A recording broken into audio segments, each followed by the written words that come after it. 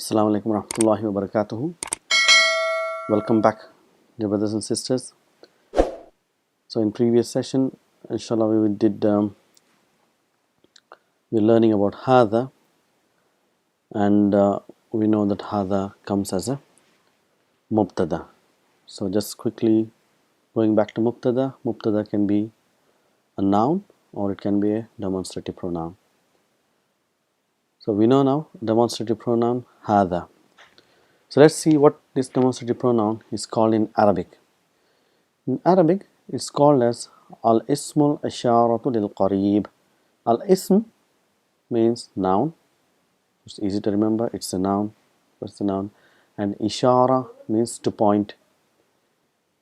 So al-ishara, so the noun used to point. Ismul ishara. So where do we use this hadha? To use point things that are near to you. So lil qarib, to use to point things that are near to you. Ismul isharatu lil qarib. Then we also learned about interrogative particles or harf al-istifham, the particles used to seek understanding. So what did we learn yesterday? Alhamdulillah, we learned ma and a. Today we'll be learning another harf al-istifham, which is called man. Man is a harf al-istifham, which means who. In English we say who. When we use who, probably we wouldn't realize that we use who mainly to ask questions about people, like who is this man, who is this boy, who is this girl, who is this lady. So it's the same way man in Arabic is used for to point at creations that are rational. So what to mean by rational? That means they have intellect, they can think, reason and act upon. So man in Arabic is used with human beings, as it is also used for angels, and it is also used for jinns. So these are the rational beings which are created by Allah, and man is used to point to these three creations. Inshallah, today we'll be learning about human beings. So how do we use man to ask questions about human beings? So if you see here, say man hadha, who is this? So we say hadha tabibun, this is a doctor. So man hadha, hadha waladun. Man hadha, hadha talibun, this is a student. Man hadha, hadha rajulun, this is a man. So man hadha, hadha tajirun. So this is how we use man. It's very easy, very simple, so don't have to practice a lot. So again, yesterday we did harf al-istifham a. So a, we know, it turns a statement into a question. If it's telling this is a boy, so we can turn it as a, is this a boy? And we learned from yesterday that when you get a, it is always answered with either yes or no. Yes is called na'am in Arabic, and no is called la. So let's practice quickly a little bit.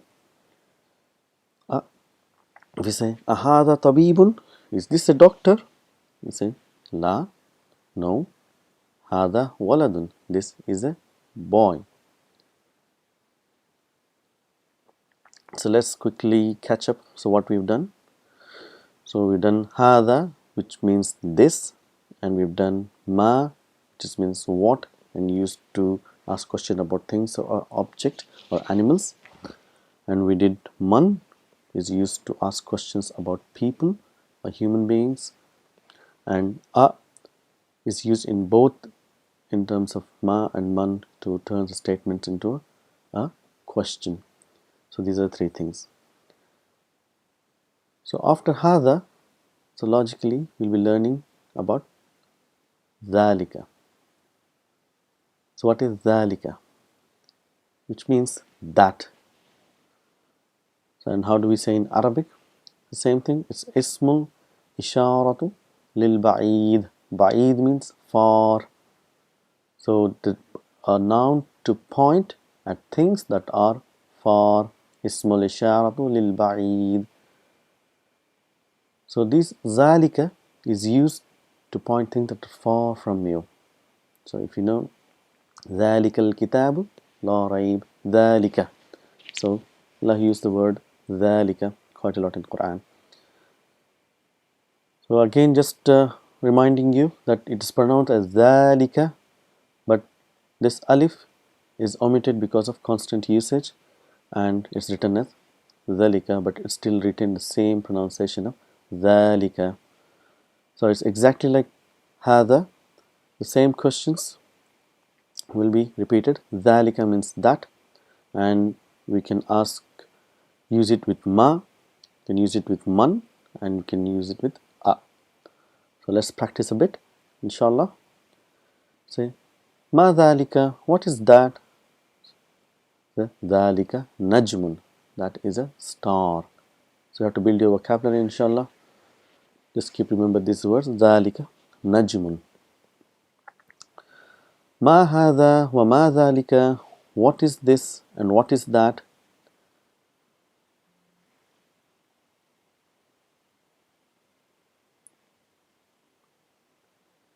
So hadha masjidun wa dhalika baytun. This is a masjid and that is a house. If you see here, we've used another word, wow. So we got to learn a little bit about this wow. What is this wow doing in a sentence, which means and. This wow is called harfu atfin. Sorry, it's a spelling mistake here. It's not ghain, it's ain. Harfu atfin. So this harfu atfin is used to connect two parts of a sentence. And the part that comes after wow is called mawtufun ala. It's called mawtufun ala. Just explaining to you what it means. It is a particle of connection which connects the two parts of a sentence. For example, if you see here, ma hadha is a question, but if the question doesn't end there. So you don't say ma hadha, ma dhalika, you can say, but technically we use wow. So when you see a wow, then it's still continuation of the same question. Ma hadha wa ma dhalika, and the question ends here. So what is this and what is that? So the part which comes after wow is still connected to the same thing. So we have the same thing with the answer. We have to say hadha hisanun, this is a horse, but our answer is not complete. We say wa and dhalika himarun, and that is a donkey. So dhalika himarun is connected to hadha hisanun, because hadha hisanun is an answer and this is a part of the same answer. So let me give you another example to make it clear. If you are saying Muhammadun wa Bilalun wa Hamidun wa Aliyun wa Nasirun tullabun. Muhammad, Bilal, Hamid, Ali, Nasir are students. So you know Muhammad is a mubtada. That is coming is a noun, it's a definite noun. It's coming at the first of the sentence, it's mubtada. So what is Bilalun, what is Hamidun, what is Ali? Bilalun is connected to Muhammad as a mubtada. So that is because there is a wow here, that becomes a mubtada. Hamidun is connected to Muhammadun because there is a wow here, that is a mubtada. Aliyun, that is also mubtada because there is a wow here.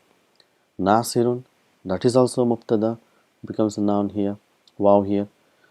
So if you see the other word, there is no connection. This is what I was telling in the previous class.